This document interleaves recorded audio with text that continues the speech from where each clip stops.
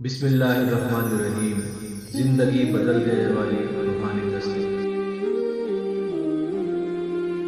الحمدللہ رب العالمین والصلاة والسلام علی سید الانبیاء والمرسلین، اما بعد فاعوذ باللہ من الشیطان الرجیم، بسم اللہ الرحمن الرحیم۔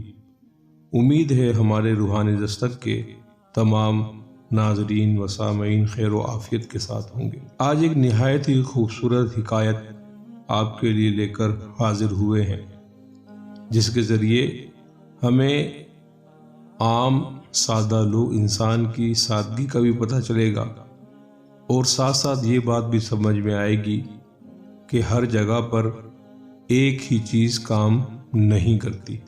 بڑھتے ہیں حکایت کی طرف۔ ایک گاؤں میں ایک مولوی صاحب رہتے تھے۔ مولوی صاحب کا کوئی دوسرا ذریعہ آمدن نہ تھا۔ گاؤں میں رہتے ہوئے گزارا بہت مشکل تھا۔ اسی گاؤں میں کوئی نیک دل جاگیردار بھی رہتا تھا، تو اس نے زمین کا ایک ٹکڑا مولوی صاحب کو ہدیہ کیا کہ ویسے بھی سارا دن آپ فارغ ہوتے ہیں تو کھیتی باڑی کریں تاکہ گزارا اچھا ہو۔ مولوی صاحب نے گندم کاشت کر لی۔ جب فصل ہری بھری ہو گئی تو بڑی خوشی ہوتی تھی دیکھ کر، اس لیے دن کا اکثر وقت وہ کھیت میں ہی بیٹھے رہتے اور فصل دیکھ دیکھ کر خوش ہوتے۔ لیکن اچانک ایک ناگہانی مصیبت نے ان کو آن گھیرا۔ اس اہم موضوع پر اہم گفتگو چلتی رہے گی۔ اگر آپ ہمارے چینل پر نئے ہیں تو ہمارے چینل کو سبسکرائب کر دیجئے، بیل آئیکن کو ضرور پریس کیجئے تاکہ ہماری ہر نئی آنے والی ویڈیو آپ کو بر وقت حاصل ہو سکے۔ گاؤں کے ایک آوارہ گدھے نے ان کے کھیت کی راہ دیکھ لی۔ گدھا روزانہ کھیت میں چرنے لگا۔ مولوی صاحب نے پہلے تو چھوٹے موٹے صدقے دیے، لیکن گدھا منع نہیں ہوا۔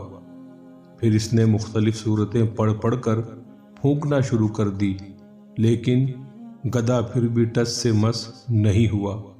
ایک دن پریشان حال بیٹھے گدھے کو فصل اجاڑتے دیکھ رہے تھے کہ ادھر سے ایک کسان کا گزر ہوا۔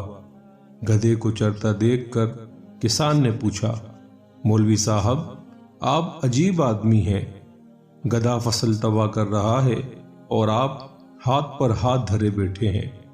مولوی صاحب نے عرض کیا کہ جناب، ہاتھ پر ہاتھ دھرے کہاں بیٹھا ہوں، ابھی تک ایک مرغی اور ایک بکری کے بچے کا صدقہ دے چکا ہوں، اور کل سے آدھا قرآن شریف بھی پڑھ پڑھ کر پھونک چکا ہوں، لیکن گدھا ہٹتا ہی نہیں۔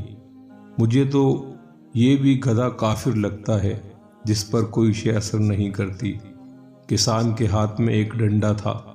وہ سیدھا گدھے کے پاس گیا اور گدھے کو دو چار ڈنڈے کس کے مارے تو گدھا کسی ہرن کی طرح چوکڑیاں بھرتا ہوا بھاگ کھڑا ہوا۔ کسان نے کھیت سے باہر آ کر ڈنڈا مولوی صاحب کے حوالے کرتے ہوئے کہا، قبلہ مولوی صاحب، قرآن گدھوں کو بھگانے کے لیے نازل نہیں کیا گیا، گدھوں کو بھگانے کے لیے اللہ تعالیٰ نے یہ ڈنڈا بھیجا ہے۔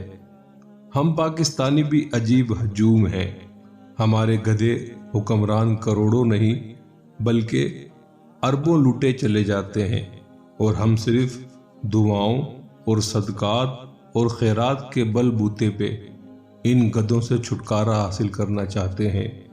جب تک یہ ہجوم ایک قوم بن کر ان لوٹوروں سے نجات کے لیے ڈنڈا استعمال نہیں کرے گا، یہ گدھے ملک و قوم کے تمام وسائل یوں ہی لوٹتے رہیں گے۔